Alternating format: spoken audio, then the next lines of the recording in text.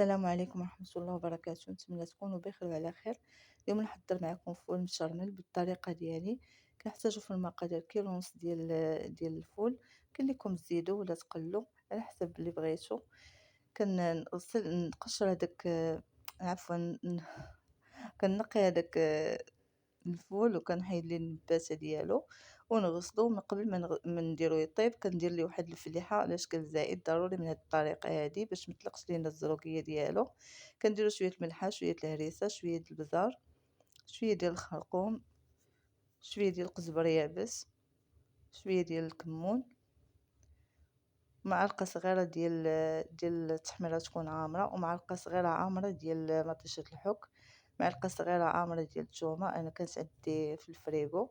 قال لكم ديروا 5 الفصوص ديال الثومة تحكوهم، والربيع يكون شوية بزيت، وكاس معامرش ديال زيت نباتية او زيت بلدية. ممكن لكم ديروا زيت بلدية بلا ما تخلطوها بزيت نباتية.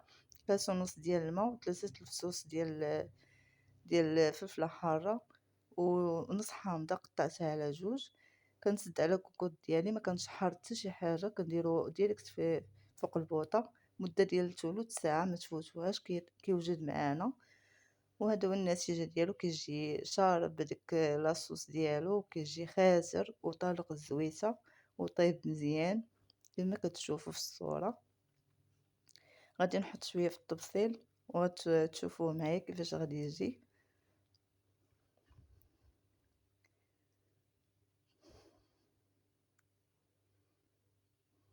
كيف ما قلت لكم كيبقى شاد في اللون ديالو، ما كيزراكش. اللي درنا ليه ديك الطريقه ديال التفليحه الزائد كيجي مزيان وما كيطلقش لينا هذيك الكحوليه ديالو ويجي زرق. بالعكس كيجي بقى محافظ على اللون ديالو. هذا هو الشكل ديالو كيف ما وريتكم قبيله. كيجي طيب مزيان، والشرموله اللي درت ليه راه كتجي بنينه صدقوني، كتجي فنه.